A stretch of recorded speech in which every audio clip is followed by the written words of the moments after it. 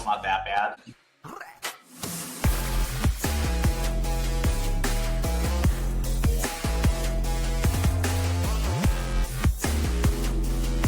All views expressed by the hosts and guests in this podcast are solely their opinions and do not reflect the opinions of their respective employers. Guests and hosts may maintain positions in the assets discussed in this podcast. This podcast is for informational purposes only, and nothing in the podcast is intended to be financial, legal, or even life advice. What's up, guys? Welcome back to More Than Speculation, your crypto podcast where we talk with builders, founders, and operators in the space. In today's episode, we have an experienced operator that have worked for a very huge Layer 2 project before. So I'm going to pass it on to him eventually to intro himself. But before that, let's get into our icebreaker. So I'll pass it on to you, Lambros. Oh, good. Hey, by the way, Nigel, do you like my outfit? Yeah, I was gonna say, I really like it. I was wondering, do you use this all the time in all your episodes? I think it's a great stick. I was trying to bait. I noticed you're not very surprised when you see this, so like, good friend. You've been seeing my previous episodes. All right, let's go. So, we're gonna start with 5 rapid questions as always. All right, the first one: what are you bullish in crypto? I'm bullish RWA and stablecoins in particular. Anything that has to do with really degen stuff, so a bit speculatory, crypto casino, stuff like that. Still a little bit of gaming, but I think there's a little bit of hope. But it's a tough crowd to be honest. And SocialFi, I think there's something there. Nobody's cracked it yet. Will GameFi ever come back within 2025? That's a good one. I don't know about 2025. I'm hopeful for sure. There are games launching finally. But when you say come back, if you're thinking Axie days and stuff like that, I'm not sure. I think a lot of people are more cautious now. But once somebody actually cracks it, I think it could be even more than that. Okay, what's your unconventional view on crypto currently? I don't think people should be trying to forcefully serve Web2 people. We've been trying for years. I love it. I think start with the Web3 native and the crypto native, serve them really well, then expand from there. Bridge. Thoughts on Ton mini games? I think there's something there. I think if, as far as education comes, in ease of use for Web2, I think Ton has cracked something. Having said that, there's they need to find a better way to fix the bot problem. How far are we in bringing Web2 mass to crypto? Web2 mass to crypto. I think quite far away. Very, very far away. All right. Thanks for answering those rapid fire, man. Let's start by let's just bust right into it. For our listeners, do you mind explaining a bit more about yourself, about your journey? I think you have an exceptional background, but for most people, this might be the first time that they're listening to it. So yeah. Happy to. My most recent and most relevant background is I've been working with. I worked with Immutable. Until 2 months ago. Immutable is a Web3 blockchain company specifically focusing on gaming. And that's how I got into Web3, and I spent the last 3 years doing that in Web3. Before that, I was in just normal B2B SaaS operator. And then before that, I was working with a consulting company called McKinsey in Southeast Asia. So I was based in the Philippines for the first 26 years of my life. All right. Funnily enough, my background is in strategy and operations, but somehow I fell into community building and marketing in Web3. Leave it to Web3 to find new lives for each of us. Nice. So what are you currently doing, by the way? Are you just chilling or what's up? Yeah. If there's any project that want to look for talent. So I've after spending 3 years in one Web3 company, which I think is a really long time for most people, I've decided to take a break, just not commit myself to one project. I've just decided to dabble with multiple different projects just to try to find what is a good fit for me. A lot of reasons for this, like for example, again, spending 3 years in one company is a long time in crypto. Mm-hmm. I spent most of that time in gaming, so I want to try and explore new industries or at least new verticals of crypto to satiate my curiosity of all these other sectors. And I also want to meet a lot of teams. I think crypto has a knack for finding really, really smart people. And it's just tough to do that and meet a lot of them, especially if you're not in BD, etc. So I wanted to work with different teams to see who I would gel with well. Funnily enough, I'm also dabbling in some Web2 consulting as well. I'm doing I'm doing operations for an Airbnb management company, which is kind Oh of like wow. my very non-Web3. It's really just my way of having a palate cleanser from magic internet money. That's a sign that you've like somehow that's a sign that you've somewhat made it. You're just like managing properties right now. I wish, I wish. 100%. uh, I wish that was the case. so your role actually changed a lot from strategic operation to community building. Like maybe a little bit snapshot of each role, and I'd love to learn how why community building and how was the journey basically. Yeah, sure. I mean, quick background was I was obviously a consultant with McKinsey for a while. So that's where I learned a lot of my strategy operations chops. That's where I cut my teeth. So it was a really good foundation for everything that I did after that. And obviously, when I went to startup land, I was very curious of the space. Operations was like a really good way to get involved with many things. So I got involved with sales, revenue enablement, support, general business operations, automating our business, marketing, etc. So that was a good generalist um, experience through startup, Mhm. which is where I learned to not just do PowerPoint decks and actually do work. So I think that was a good training as well. I Then feel when like come I Web feel like that's a three, statement that you want to talk about to some of your past colleagues. a lot of consultants will agree with me as well, and I think that's why a lot of people also moved into startups at some Mhm. point. And then come Web3, I came in as strategy and operations, but in true startup fashion, you go to where the fire is and try to solve it. And at that time, it just so happened that building community and marketing was the most important fire. And even though I didn't have any experience, I happily took it. I thought it was like a really good challenge. And a challenge it was. Building community was definitely not in my plan, and trying to build community in Web3 was definitely a really big challenge. Same thing with marketing. When I left Immutable and I chatted with a lot of teams, I actually tried to test the market to see which of my skills actually resonated with teams and which was valuable. So I would try to pitch my strategy chops, I would try to pitch my biz ops and operations chops, and then I would pitch marketing, community building, and 9 out of 10 times it was always yeah, strategy, whatever, operations, whatever. Don't really care about that. But like, tell me more about building community and tell me more about marketing in Web3. Because the insight that I found was really in Web3, either you're building stuff or you're trying to get attention. Anything else doesn't Right. really matter. So, like writing on that, so 3 years. I've been following on IMX, so I got really hyped in X Infinity, and I got early. I made a little bit of money, so I stay focused in all GameFis. Mhm. So IMX during your 3 years basically went from peak bull to bear to mini bull. Strategically or community building wise, what worked, what didn't work, or like. Let's say if there's a new guy that is gonna write a community strategy, and this is a good chance to show your value add to the future projects that are looking to work with you. Hit me, bro. Yeah, 100%. I'd be happy to exchange notes with people who seem interested in the topic. With that in mind, I'd be the first to say that there's a lot of room to improve. 3 years, in my opinion, even 3 years wasn't enough to kind of like be really, really good at building community and be really good at marketing in Web3. But we did learn a few interesting things, which I'm happy to share.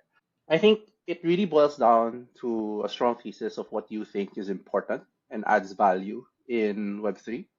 And at the end of the day, my thesis was that getting attention, getting mindshare, and getting more people to talk about Immutable and the project was the most important thing in Web3 because everybody's trying to build really good things, and that there's no question about it. The problem was how do you cut through the noise and get people to spend just one more second on your docs on whatever campaign or announcement you are doing. And a lot of that comes down to how well do you know the market, how well can you craft content, and how many allies do you have to kind of like share the good news, right? So with that in mind, with the thesis of attention equals value, a lot of the initiatives that ended up becoming very successful was around that thesis. So for example, in terms of building community, we went through the entire journey, right? Like, okay, cool, maybe we need more Discord members. Let's do some Zeely campaigns, let's do some prizes, let's do some weekly rewards. And yes, we increased the number of people interested in joining our Discord. Great. We did the same for Telegram. We tried to do the same for Reddit, etc. We did get the number. I started when I was building community in Immutable. We started at like negative 5,000. People hated us. Wait, what does People negative were five like, thousand means? You mean sentiment wise, it right? mean, I thought yeah, it actual was like numbers. 5,000 people. 5,000. No, it was 5,000 people in Discord who hated us. Who was like Oh. saying, "Where are you guys? Like, what are you doing?" I And was one that's of why them, I by the kind of way. like went in, and then oh yeah, more like I know personally a lot of these people, right? And then that's what it took to turn things around. And then by the time I ended, it was like at 80,000 who were Mm. tolerating us. I cautiously positive. I won't oversell it. And yeah, like we were able to hit those numbers, great. But at some point we were looking at, okay, cool, we have an 80,000 strong Discord, but has that added value to the protocol, the project, the supporters of Immutable? And unfortunately, the hard answer was no, not really, right? So we tried to do a pivot and said, okay, cool. If it isn't numbers, then let's do a hard pivot and just what's the complete opposite? And the complete opposite was just like focus on the few people that we know are super Mm. supportive of the project, super loud, and can become champions of the project, and then grow from there. So rather than targeting 0 to 80,000 or 100,000, let's focus on the core, start from 0 to get to 10, 15, 50, 100, 150. 150 people who's like champions of the project and is actually doing things for the project. And our definition of doing things was creating content, at least to start. Then we can expand Right. that later. And that turned out to be what we call the Immutable Heroes Project or Immutable Heroes Initiative, which is a lot of what it's like a fancy way of saying an ambassador program or a champions Right. program in Right. a lot of protocols, right? But we really focused on it. We just said, okay, cool, let's focus on this core and see if it actually moves the needle. And then if it doesn't, let's move on. Let's try something else. And it turns out it was a palpable difference. Once we got to like 10, 20 people that we supported, made sure they felt as taken care of as possible. They had information. We spent the time to educate them about the project and what we were doing, and gave them some rewards if the content was good, etc. Not a lot. Like I think what you'll see is a lot of these strong content creators and champions don't really care about the money. Like Mm. they're there because they really believe in the project. It's nice to get like a few rewards, whether that be access, whether that be some sort of monetary value. It could just be merch even, and that's what they need because it already makes them happy to support the project. Being reciprocated with recognition is more than enough usually to keep them going. And that was a huge success. Like from nobody talking about Immutable during the barest of bears to 9 months later, a strong community talking about Immutable, which really helped. It educated people. It brought attention to the project. More leads were more familiar. Like they didn't feel like they were going to a ghost chain. When you talk to people or investors or notable people in the space, then they see that, oh, actually yes, people are talking about Immutable. So the only problem with that is it takes conviction because it's a very long-term initiative. And if you're the type that needs results in like 4 weeks with an ROI number, with like our revenue over cost to kind of like justify spend, then this is just very hard to stomach. You just need to believe that this is important enough or strategic enough to do. I want to touch base on that a bit, actually. I recently, this is a soft shell. I recently wrote a piece on founder culture fit. So, Mm, and I wanted to get your understanding of, I guess, since you mentioned like all of these champions and like evangelists, and like all of that, how important is, again, let me frame this question. The question is basically how important is crypto Twitter? But the reason I'm asking that is because I think it's kind of like fair to say that 18 to 24 months ago, as you correctly alluded to, Immutable's presence on CT was definitely like not as high as like some of the, like the number one or two layer twos, right? So I'm wondering, when you were thinking about communities and like finding ambassadorship program, what's your approach to like CT? And let's say if I'm like a new founder of a relatively smaller startups, what do you, is there any one or two learnings that you might be able to share with regards to like, oh, here are the things that you could have done better at crypto Twitter. These are the things that you shouldn't have done because that didn't get a lot of results. Yeah.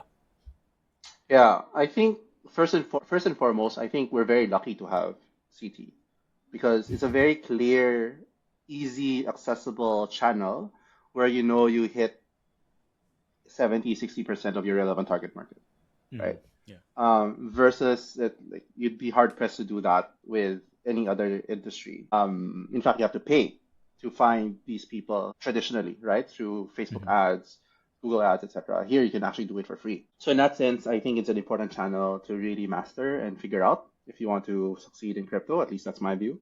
And then the next point is, what can you do better? If you know that crypto Twitter works well, I think the next thing that you should realize is that the problem with crypto Twitter is that it's so noisy and it's so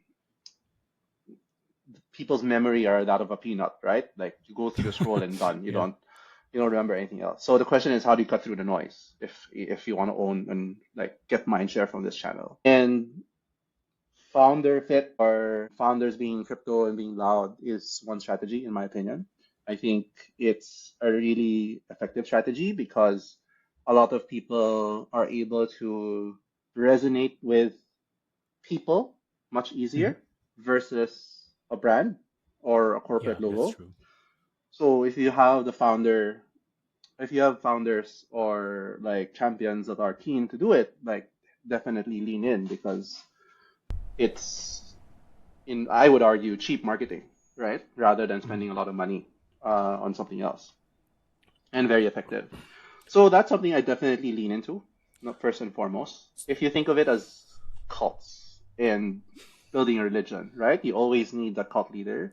You always need that face for people to follow. And I think that's a very important piece. And I recently read this book about culture, and I think a lot of that is a good way to kind of think about your Twitter strategy and your comm strategy. The question is, how do you build culture that people are attracted to? And how do you protect that culture and how do you expand that culture?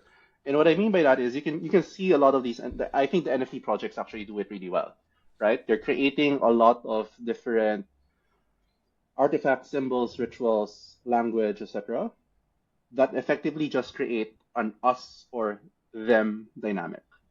People want to feel they belong to something. And if they feel that this is us and this is my people, that creates a really strong dynamic.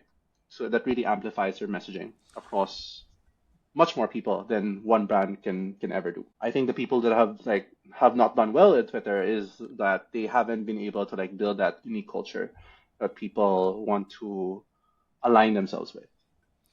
So, to building on that, first, thank you very much for this conversation. Like, to all the listeners here, the reason why I really wanted Nigel here, and because like he's from a traditional background which cares about analytics a lot, to go from analytic doesn't really matter, just because I'm 100% with this, just because as an industry so early, analytics only works at mass, and we're not at mass yet. But yeah, I'm not sure am I just putting words into his mouth, but yeah. And secondly, as to add on into this is that, so what are your thoughts on finding the right audience? I'm facing this in, let's say everyone wants to go Korea, everyone wants to go China nowadays in terms of finding the people. And secondly, I think for GameFi, it's very different, or other projects. So the reason why, NFTs and meme coins, my new hobby, is that are doing well is because it's very clear. You just buy and hold. There's no additional bullshit or whatever, right? You just literally just buy it and be like, that's it. Whereas GameFi is like, you have to play the game. You can be a gamer that enjoys it. You can be a collector. You can be someone that, it doesn't resonate directly, right? It's almost like I feel like the cycle started with, you just own a coin to feel connected. And then people are going to be like, oh, but this coin has a bit of connecting plus utility. Then we went to the curve where utility is the best, and we went from utility is very confusing. How do we market to like gamers, token collector, traders, whatever? And then that's why we rotate back into pure collector, which is basically meme coin and NFTs. But yeah, so in terms of marketing or CT or whichever way, like how do you think about this in terms of deploying strategy to attract them or inlining messages? Yeah, I think what you said about like who's your audience is really important. I think a lot of projects lose track of that. You need to be very clear, right? Your project, the people that you're trying to attract, are they people who are going to play your game? Are they crypto investors who just want to buy and hold tokens? Are they gamblers and speculators that like make money or not? Like it's the rush that matters. It's the feeling that they've outsmarted a system that matters, or is it people who are in it for the culture, the camaraderie, etc.? And the problem with gaming is, to your point, it's so complicated. You try. People tend when they're building a game, people tend to target or have to target so many different audiences. So the people who play games, who will actually play for in-app purchases, people who will buy the token of the project, people who buy the NFTs of the project, and then whatever else. Like I'm sure there are other more granular ways of like splitting the audience. And then there's only so many things that you can do, right? A very classic example is when you're creating content in your Twitter space or in your Twitter account. Which of the three do you talk to? Is it the gamers? Is it the crypto investors? Or is it the gamblers? Like who exactly? Like it's not like you can just pick one post and then send it only to a subset Yeah. of your audience. So that's the trap, in my opinion, with games, which is very, very difficult to maneuver. And which is why I think meme coins are doing so well. To your point, it's so clear and simple. This Very is for simple. Yeah. people who are gamblers, who are speculators, who wants to either feel the rush or who wants to be part of the community. So somebody that's like into gaming immediately turns off and say, I don't care about that. I'm not going to go into meme coins. And then somebody who is into meme coins are exactly, oh shit, yeah, amazing. Another meme coin, I think this time I'm going to win big, right? So the psychology is completely different. And now everything in your Twitter is very cohesive.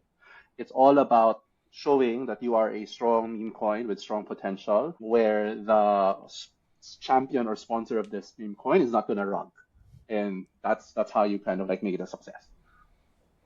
All right. Nice. Thank you.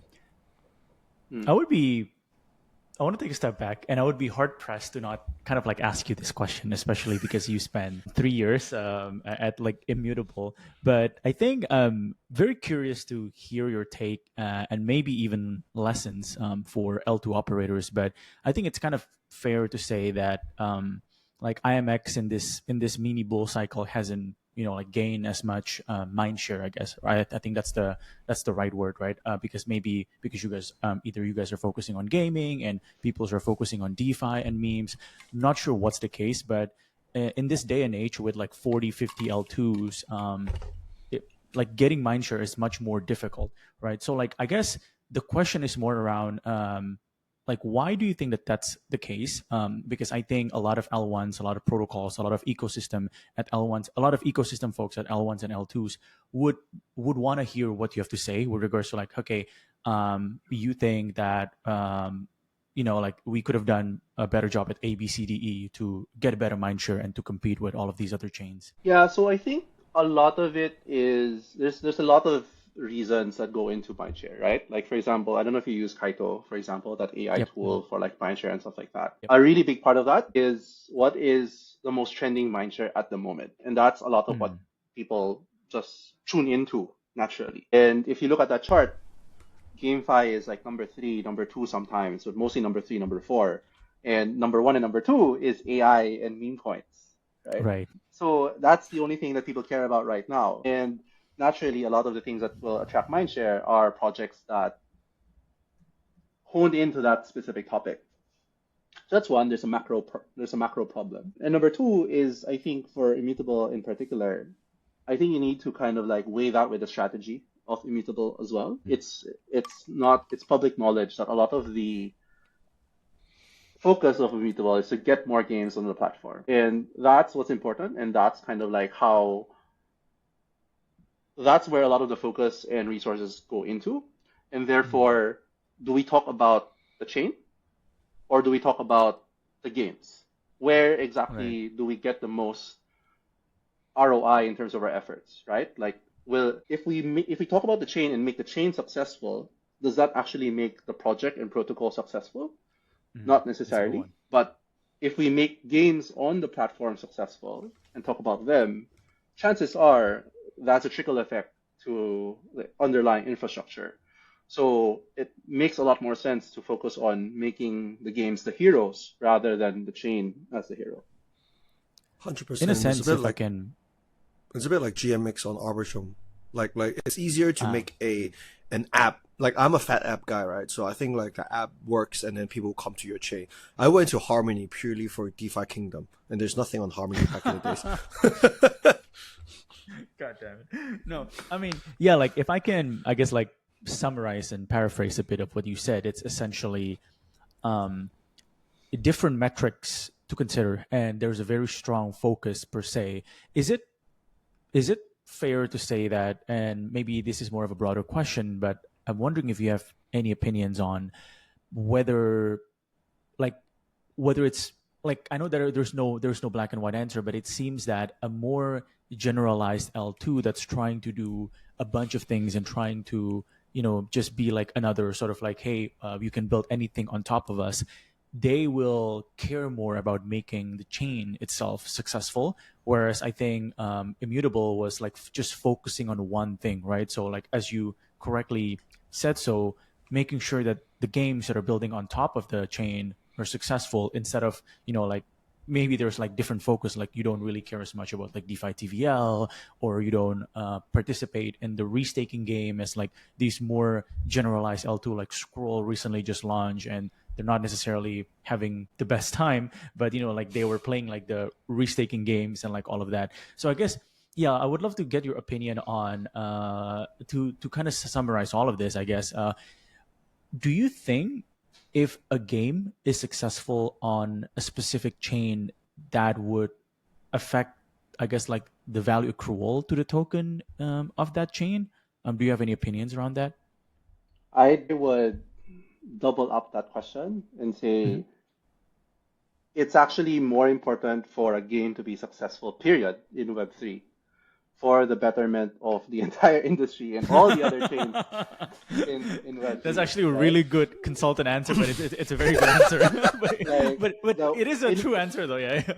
In my opinion, the worst case scenario is none of these games are successful. Doesn't matter which chain it is. And then suddenly, okay, cool.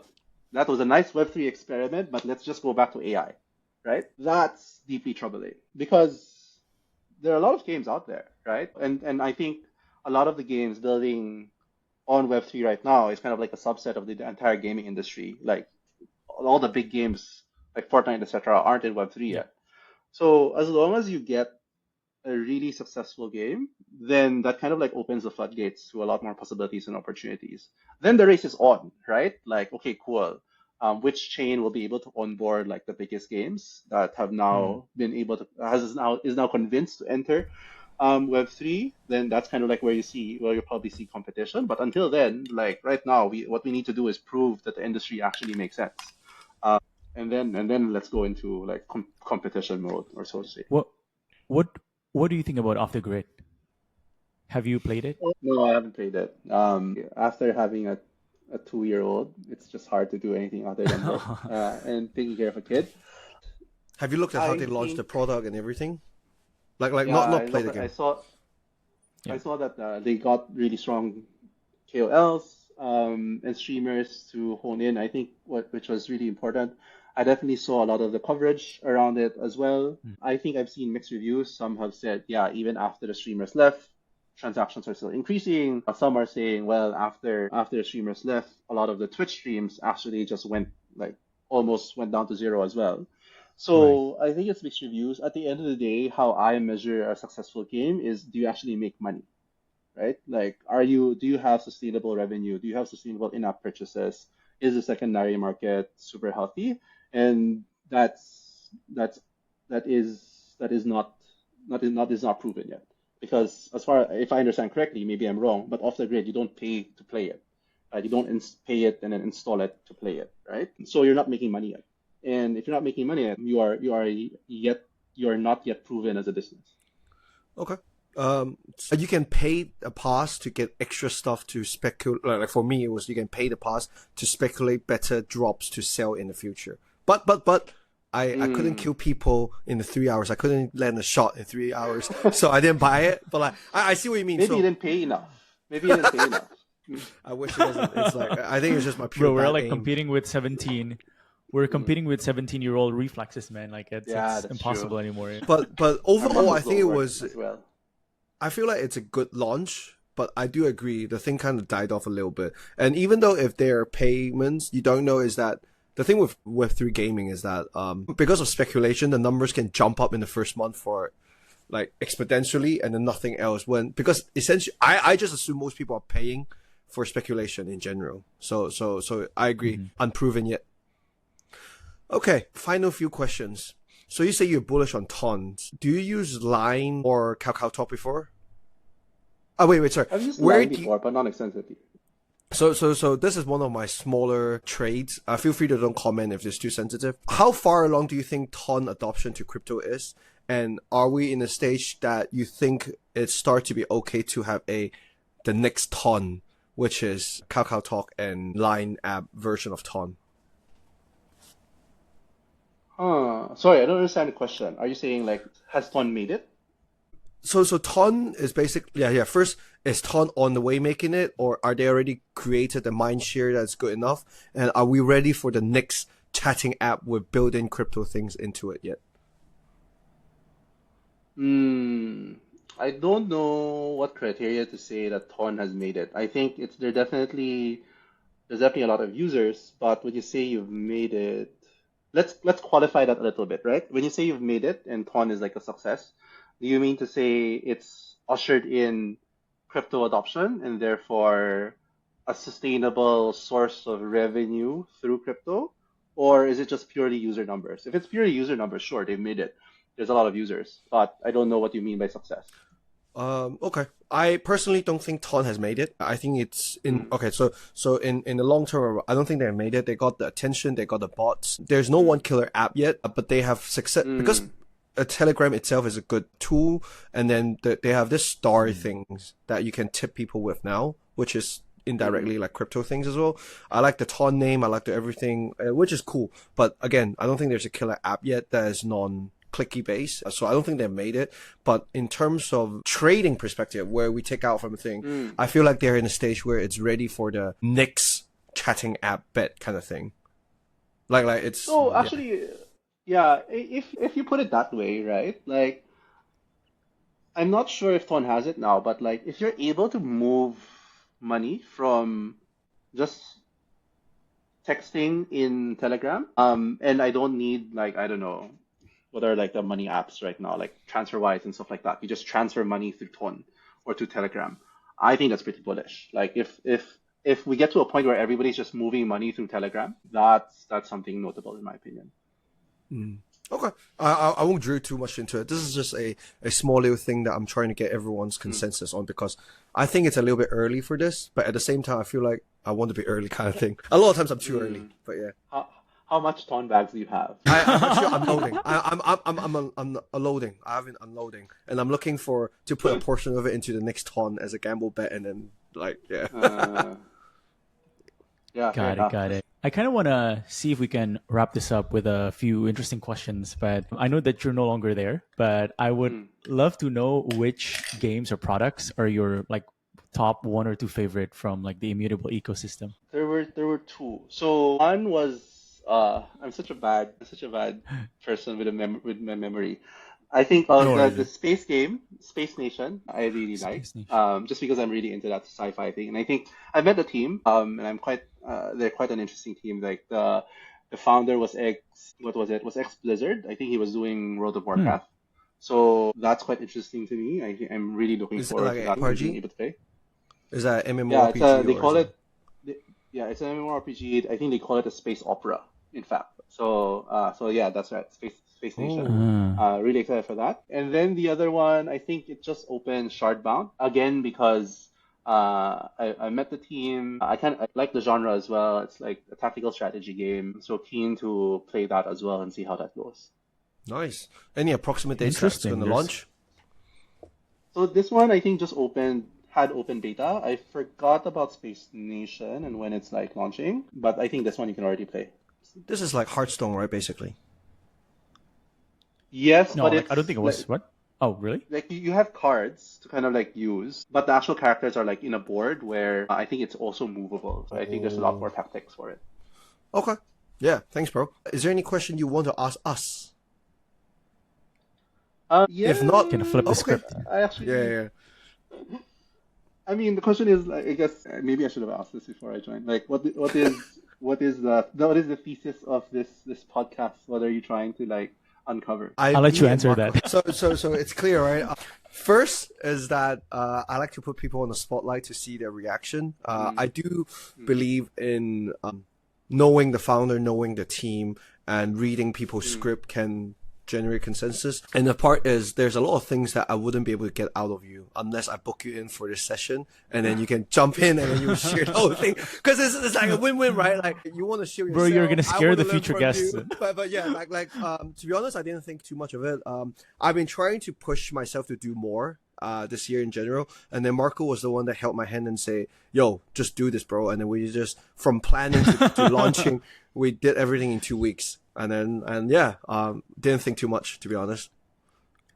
no, And I guess I can quickly add, but for me personally, it's more about one of my biggest regret was not making enough content back in 2020, 2021 when I was there with like a lot of like the last cycle cohort. Like I saw all of these people writing threads day in day out, and just selfishly speaking, right in this cycle, you need to be a lot more differentiated in order to grab attention, as we said so earlier. mm, And I think I like podcasting. I like hosting. I like asking questions. I like chatting with people. So like, why not do it? And it seems like most of the crypto podcasts out there are either very journalistic or they have the same type of guests. Like the main character founders. Whereas I mm. think it's more fun to sort of chat with operators, and I hate the word, but it's like middle managers, people that are like actually doing the work in like these protocols. But like those people have like have decent followings on like Twitter, and they have a lot to say, and I just want to like shine some more light on those types of people. Yeah. Yeah, awesome. In terms of putting the spotlight on, how did I fare? I loved it. I I loved love it, it, to be man. Yeah. honest. I think the middle session about you going over all the details, and it's the thing is like most people talk about high level stuff that you don't land on, Mm, which is like is like very keynote talk, TED talk, those kind of like bullshit. Whereas you put exact examples, what you did right, what you did wrong, and you can openly admit and say statistically it's bad. Like there's too many people that just blabble and never deliver in our space, to be very honest. And you're definitely the real one, man. yeah, awesome. That's good to know. That gives me a little bit of confidence. Okay. And all right, the final question. What do you think is required to make it in crypto? As an employee or as a project? Anything. Oh wait, sorry. Let me frame that. What do Mm. you think you need to make it in crypto as an individual? So it's either up to you. Like either you want to be a trader, you want to join a project, you want to be a founder, you want to be an investor. As an individual having a career in crypto, what do you think is needed to like make it? This is what I learned doing startup so far, and I got more conviction on it from crypto, and that's you should never mid curve. You should either be full on brain dead degen or full on giga chat, or else you'll always the worst thing that could happen is that you survive just enough that you kind of like cruise all the way. You never make Mhm. it big. You're never small enough to just die, and you're just like in purgatory, right? That's the worst. Like it's actually better to just go for bust and do the most extreme thing that you can, and try and make it big. That is Nice. awesome. Thank you. Mm. Thank you for your time today. All right, All folks, right. that's it that we have. We'll catch you next time. If our listeners want to get in touch with you, what's your Twitter, LinkedIn handle, and like all of that? Yeah, my Twitter handle is Nigel WT Lee, and just drop me a message, and I'm happy to reply. Sounds You can good. see All everything right, in the man. show note. This is something that I always wanted to say. Like a true podcast. All right. All right. Thanks, Ambrose, Marco. Cheers, Nice folks. chatting.